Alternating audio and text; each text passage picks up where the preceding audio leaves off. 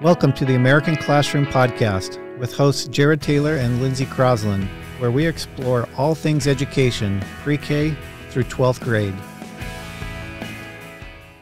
Welcome to the American Classroom, where we discuss the role of education in building a civil society. I'm Jared Taylor, and today with me is Kim Ellsworth. Hi. Today we'll be talking about master teachers with our special guest, Shalisa Arnold. So let's get started. Today, we're excited to have Kim Ellsworth as my co-host. Thank you. And Kim is the Director of Education for Heritage Academy here in Arizona. Also joined today here is Shalisa Arnold, the principal of our new Heritage Elementary in Mesa, Arizona. Shalisa is going to share some of her expertise on great teaching. Kim, Shalisa, welcome. Thank you. Thank you. Excited to be here. Yeah, this is great. This is great. This is the first of a series that we want to have of conversations on teaching, great teaching. Heritage, we don't go out and brag a lot, but sometimes we love to brag about our teachers. That's right. And it's been fun. There's this funny little website, niche.com, that consistently rates Heritage as the best teachers in Arizona, which is kind of funny. We probably won't stay there the whole time. There'll be others we rotate around, but it's kind of fun. But we do love teachers. We love great teaching as well, and that's one of the major priorities. So we're going to talk about that today, and love to hear some of the stories that you have. But before we begin, I do want to talk a little bit about one of our sponsors for this project, which is Liberty Kids Preschool. And so Liberty Kids is new as well, and it's one of our preschool lines that is probably the best way to get into our elementary schools, not just from a preference standpoint, but from a preparation standpoint. They talk together and they make sure that to the extent you can with a 5-year-old, get them ready for a great kindergarten school year. So if you want a really safe, comfortable place for your 3 to 5-year-old, take a look at Liberty Kids. And they're online, and put a link in the show notes to where you can find Liberty Kids. But I'm glad that they're a sponsor today. So before we get into the conversations, we need to learn a little bit about both of you. Okay. So Kim, maybe we can have you start. Tell us a little bit about your background and why you decided to be a teacher once upon a time. Why I decided to be a teacher once upon a time. And then Okay. Shalisa, yeah. My background is such that I have been in education for many years. I started wanting to be a teacher before I can even remember. My whole life, I wanted to be a teacher. One of the things I always tell people is I would come home from kindergarten and I had a little chalkboard, and my 3-year-old brother would have to sit there and listen to everything I learned in kindergarten that day. So to this day, that brother will tell me his math skills are because of me, because I would make him learn whatever I learned. And so he was always 2 years ahead, because every day I'd come home from school and he would have to learn what I learned. So I would love to be the teacher once I got home and into my own little chalkboard. So you can say you did teach him everything he knows. That's right. Yeah. I mean, he loves to hear that for sure.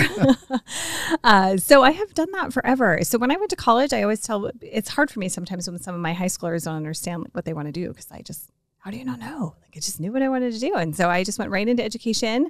By the time I was 22 years old, I was in the classroom and actually started Heritage Academy. It was like my 3rd year into teaching. Oh, fun. So I've been in and out of education over the years, but I also ran a business, a music and student dance studio over the years. And so I kind of learned the business side of things. And then I also taught for many years and got into administration just because I wanted to be able to, I think, make a difference on a bigger level. Mm-hmm. And so I feel like I can do that when I'm able to help influence teachers. Nice. Influence kids. Yeah. So that's well, me. We're going to have a series on school leadership as well. So we'll have you back on that to talk about running schools. And Shalisa, you've got some background on that as well. But Shalisa, tell us a little bit about your background and why you wanted to be a teacher to begin. Yeah, well, much like Kim, teaching kind of was in my blood. I found myself in teaching positions throughout my life at a very young age. I don't know that I knew I wanted to be a teacher right away. I just knew I wanted my life to impact children. Whether that was a pediatrician, there was a stint at that. A pediatric dentist was also a thought for me, and ultimately it became very clear that teaching is really where my heart was. There was really no looking back at that point. It was teaching full force ahead. I spent 14 years in the classroom teaching across the elementary spectrum, was fortunate enough to get to coach at the junior high level simultaneously too. So for me, K-8 is really where my heart is, and there's not a thing I don't love about any of those ages. Knucklehead status included. For me, they're all wonderful, and I'm thrilled that I get to be with them all the time. I couldn't choose between the two, whether that's classroom time or coaching time. If you asked me to pick one over the other, I wouldn't be able to do it. I liked the balance that gave me. And so getting to be a K-8 principal really is the perfect fit for me, I feel like. And hopefully it's a good fit for my scholars and teachers as well. I was kind of drug kicking and screaming into administration after my 14th year of teaching. I was the 9th principal of our building in 14 years. So there was a lot of turnover that was happening in the leadership, and yet I was there for it all. And so my last principal that I had was taking a job at the high school and begged me to take over his position. He knew that I had the history and knowledge to kind of keep that campus on a roll and what needed to happen. And it was my 4th time saying no when I finally committed that I will do that. I will take one for the team. I thought I would be a classroom teacher for the rest of my life. I loved it so much. The first year of administration was hard. The second year is really where my love for that role really started to develop. I did that campus for 4 years and then went to the district level to be the director of education there. I did that for 3 years, but my heart is really at the campus level where I can impact children and teachers on a very direct level. So given the opportunity to kind of open here at Heritage, I mean, it has been a dream come true. I get the K-8, I get all of my children with that entire spectrum. And my teaching experience, I think, helps me manage a campus of the size that we have. But for me, there was no looking back. It's what I was meant to do, and I love every second of every day. Can I just note that she said it was a dream come true? So that's good. She might do it again. I love it. That's good. I want to hear about your favorite teachers growing up. I have one. If anyone ever asks who my favorite teacher was, she was my 2nd grade teacher, Miss Mayetta, in the state of Washington. Oh. Yeah, I lived all over. I've lived in about 10 different states, and so I lived in Washington at the time, and she was just one who loved me, and I knew that she loved me. I remember she was getting married that year. She asked me to be one of her little flower girls, and like just that connection. She never got married, so that was sad. That was sad about the story. I never got to be in the wedding. However, just the fact that we had that connection, that she loved me that much, just made me want to be better. I remember not being able to say my math number correctly. I think it was like 356,251 or something, some number, right, that you had to say correctly, and I couldn't say it. And so she had to teach me how to say those numbers correctly. And I only wanted to do it because I wanted her to think I could do it, right? It was for her. Yeah. And so that connection, I think, is what did it for me. And no one ever beat her out. She's been my favorite second grade. Since. Second grade is a sweet spot, I tell you. Yeah. I mean, you catch kids in 2nd grade for sure. Well, she got me. Yeah. I love her. I don't know where she is to this day, but it'd be super cool to find out. This is yeah. Yes. Interesting side note. So my favorite teacher was my 3rd grade teacher. Her name was Mrs. Snow. I remember every teacher. They all have made such a great impact for me. I've been very fortunate in the teacher department.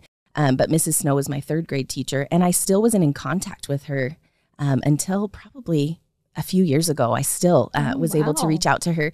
Awesome. And when I was just starting my 1st year of teaching, I said, Mrs. Snow, it's because of you. I want to be a teacher because of you. I want to be you to my students. And she said, oh, Shalisa, don't teach 3rd grade. Go 2nd. Right after you, I taught 2nd grade, and I've never taught anything else. So it really is 2nd grade. I mean, it's a sweet spot.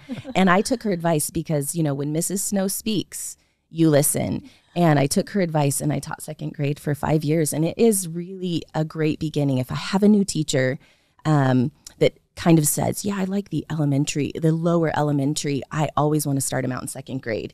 It's such a great spot for them to really hone their skills without the pressures that come maybe of 3rd grade, but the neediness that kind of exists in 1st grade. 2nd grade's really a good sweet spot. And Mrs. Snow gave me that advice, and clearly you were impacted by a 2nd grade teacher as well. 2nd grade teachers. But she, to the same tone that Kim was talking about, she took an invested interest in me And that's really what it was about. My parents were going through a divorce at that time, and I don't know that my mom ever really reached out to her. I don't know that, but I felt like she knew that about me and that I needed a little extra love. Not that I felt it was different. I was a very easy child. I was a very good student, but I felt like she knew me and she knew what I needed. And she invested in me that year and gave me what I needed far beyond academics, I feel like. And I feel like that's the mark of a truly great teacher. Yeah, that's good. There's a big difference in a teacher that's interested versus interesting. Yes. Ooh, Right. I like that. I do like that a lot. I got that from somebody else, but Liebauer, he give the reference to that one, but he drove that point in a little lesson. I love that. Be interested and interesting. We'll talk about that another time. Yeah, but a whole other yeah, topic. they really are. When I went to elementary school, I actually had two teachers 2 times, Mr. Jackson and Mr. Gomez. I don't know. Twice. 2 men teachers too. Oh, We don't see as many men in education. We need more men in We education. do, but absolutely.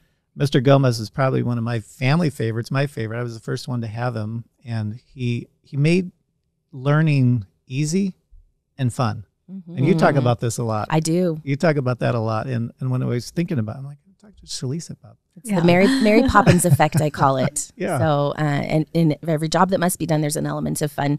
I also say, interesting to that, I also say students, scholars should not feel rigor.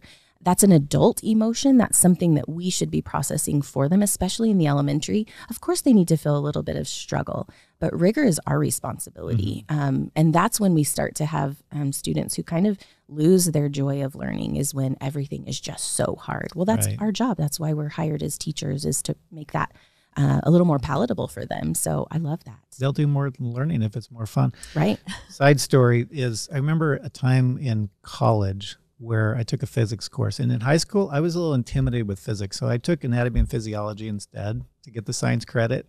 But in college, I couldn't get away from it because I was trying to go down the science path before I went down the business path. But so I'm like, okay, I'm going to pull up the bootstraps. I'm going to take physics. And I had a few distractions in my life. This girlfriend that didn't work out for the good thing. I ended up getting, I knew I was going to fail that course.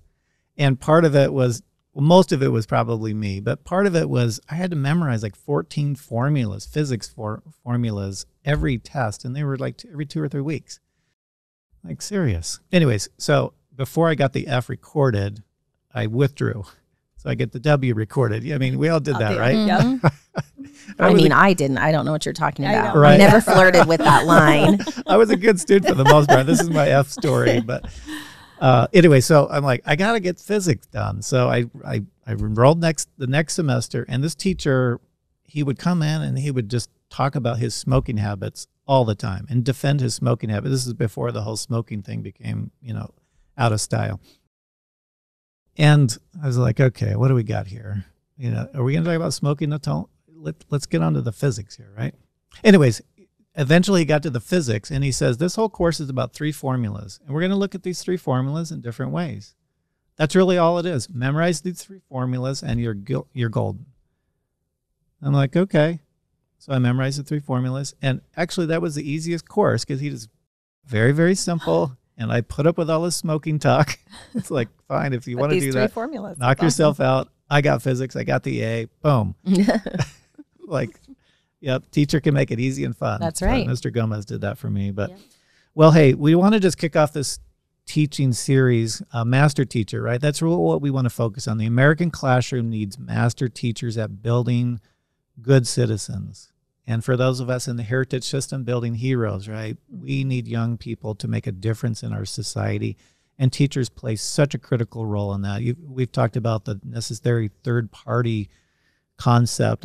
That's not my idea. That comes from a guy named Von Featherstone that died years ago, but he would talk about the importance of a third party that comes in to support the family and the parents in developing our young people. And that's the role of a teacher, master teacher. So when I say master teacher, I might be going off script here a little bit. What's the first thing that comes to mind when I think of, when you think of this idea of master teacher, a great teacher? I think of somebody that is a good communicator that cares. I go back to that caring quite a bit. That's kind of my thing, like love them, teach them, and hold them accountable, right? So those are my 3 big things with a teacher.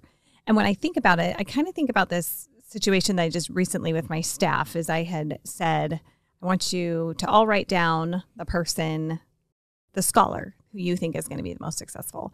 And so they write it down. And then you ask them why. Why is that scholar going to be the most successful? And they write down because they're responsible, they're dependable, they communicate well, they do, all these things that this scholar does. And then I said, did anyone say it's because they got an A in math or an A in English? Did anyone say those things? And it wasn't the grade. It wasn't the grades that they were getting. It's who they were. And I think the same thing goes for a teacher, right? Who they are. How are they acting in that classroom? How are they connecting with the kids? How do they communicate? They do have to be knowledgeable in their subject, absolutely, or in the area that they're teaching. But I think a great teacher is someone that we see in all of those different areas. They're a great communicator and they care and they know their stuff. Yeah, I feel like we could have an entire podcast just on this one question. Right. So it's hard to kind of really hit the nail on the head there. I agree with all of that. One thing that came to mind just as she was talking was passion. I feel like passion kind of encapsulates everything that we want a great teacher to be. If they're passionate about math, their students will feel that. If they're passionate about children, they'll feel that too. That relationship exists. Our personalities, I often say, are a blessing and a curse, different personality traits that we have. I maybe was accused of being stubborn as a child. And as I've grown, my dad helped me see that it's stubborn when you just want your way, but when it's for the good of the group, yes, your stubborn tendencies can actually be a strength, and that's where passion comes in. So he very quickly helped me kind of frame my brain of, you're not really stubborn, you're just passionate. So passionate, persistence, all of those things. We want our teachers to be stubborn. We want our teachers to be passionate and persistent. To their own learning, being reflective, but we also want them to vehemently protect the education that's happening in their classrooms, the children that they're in charge of. That needs to be a high priority for them. We can teach a lot of things. As administrators, we can teach teachers a lot of things to help them become master teachers. One thing we can't teach is passion and love. And so I feel strongly that in fact, that's my number one interview question when I interview teachers is, do you love children? We can't really teach that. I can teach classroom management. I can help you wrap your brain around a math lesson. I can't teach you to love children. And back to your point of this being the third party, they are the most important contributor to a child's success in school. It's not friends. It's not the special schedule. It's not recess. It's the teacher. Yeah. So we need to make sure we're putting that caliber of teacher in front of our children. And I think passion is probably top for me. Yeah.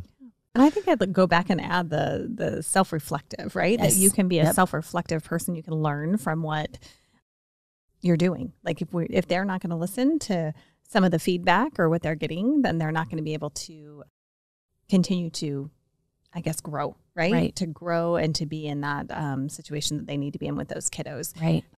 We have to be able to reflect on how we can be better. Yeah. Because we all teachable. Can. Yeah. Coachable and teachable. I remember when I came to the education industry, there was this English teacher here at the Mesa campus, and she would redo her curriculum every year. Right. I thought, what are you doing?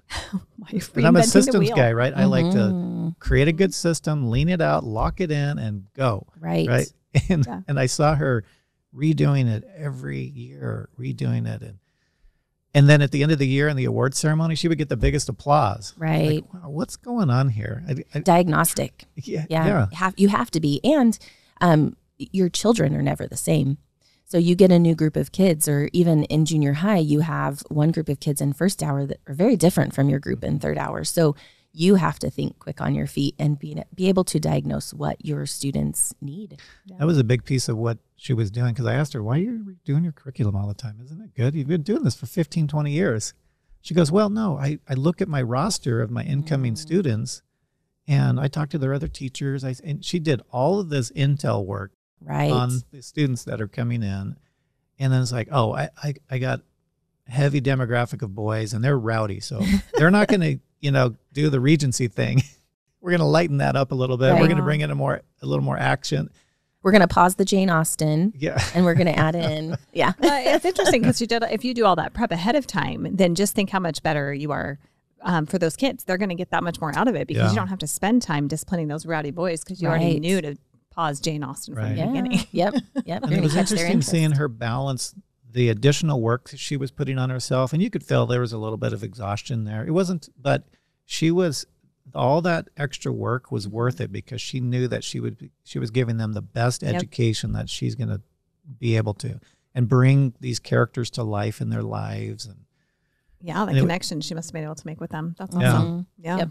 Doing all that prep work. That's amazing. Yeah, that's neat. Well, and I know each of you, I've spent hours with both of you interviewing teachers, and we're looking for these master teachers. My dad used to say, well, we're always looking for someone with the it factor. Yeah. Right. Who has that magic combination in whatever discipline we're interviewing them. And the America's Got Talent of teachers. That's what we're that's doing. Right. Yeah.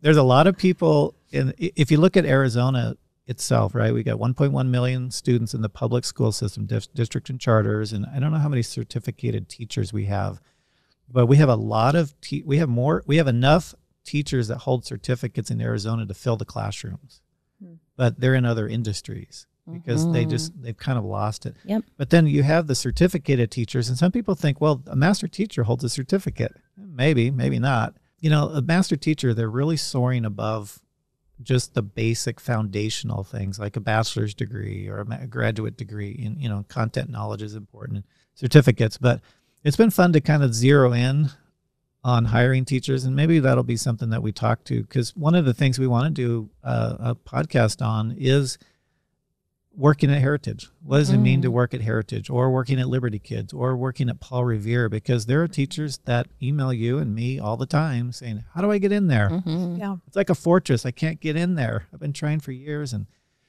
it's been a little easier now that we're opening new schools, but it'd be nice to communicate to them what we're looking for. And so the people that don't want to abide by our teaching standards, because we hold teachers to a much higher standard here. We expect more. Yeah, I would agree with that. So anyways, we might do that. But this whole concept of master, we're going to explore it a lot. We want to talk about the research of what makes a master teacher. And Shalisa, you're going through a doctorate program now. I am. Looks like you're surviving. I'm on the downhill I think slide. you're running downhill on that. I am, yes, in the dissertation stage. So why don't you writing tease our audience a little bit on what you're learning about research on master teachers? Right. So my research is specifically about principal retention, because the only thing worse than teacher attrition right now is principal attrition. So That's a lot. We hear a lot about teacher attrition. We don't hear a lot about the leadership. But like I mentioned, I was the 9th principal in 14 years at my building. And when you have that kind of turnover, you have no stability at the campus. So you cannot have stability with your teachers. And therefore, guess who's getting the short end of the stick? Student achievement is just in the toilet. So because I'm a building principal, and teacher retention is of primary importance to me. I want to retain our high level teachers. So I've really been kind of pouring into that a little bit. I've always had 2 benchmarks for that: 3 years and 7 years. That's what I look to. If I can get teachers past year 3, because those first 3 years are rough. If we can get them past year 3, we've got them for a couple more years. They've put in enough. They're like, I'm going to give this another shot. And really, when you get the hook super deep is after year 7. If you've been able to consistently keep them for 7 years, then you're looking at a very long-term, highly effective teacher. The research is not great with that right now. So the evidence shows that it takes at least 2 years for a teacher to really get a handle on classroom management. And that's most of the time where we start to see some cracks form, is with classroom management. So really just getting in with them early and quick, mentors, lead teachers, all professional development, just to help them kind of hone their skills with classroom management. And really the research supports 6 to 7 years to become a proficient teacher. So we need to not expect our new teachers in year 2 to be perfect. We can't pull back our support too soon. But that also requires a principal who's going to stick around long enough to actually provide that support to teachers. We're at right now, I would say in Arizona and largely the world, teachers are not getting to that threshold before they just throw their hands up and walk away. We have right now between 25% and 33%, somewhere between there, are quitting within their first 3 years of teaching. So that doesn't speak well for the continuity of instruction that has to happen for students to get the instruction that they deserve at a campus level, when 33%, a third of our teaching force, is leaving before they hit year three.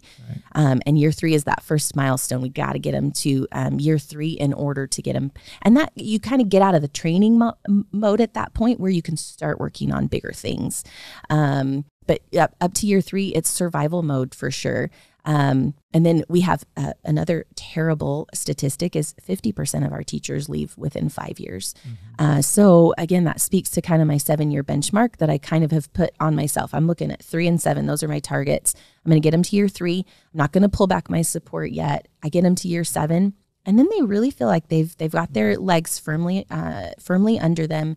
They kind of know what they can do. I feel like we're hitting master teacher status at that point. Maybe they find the grade level that they're really right. You find their fit. Enjoying. Absolutely. Yep. And some can move around, but I will tell you, I moved 5 different grade levels in my 14 years.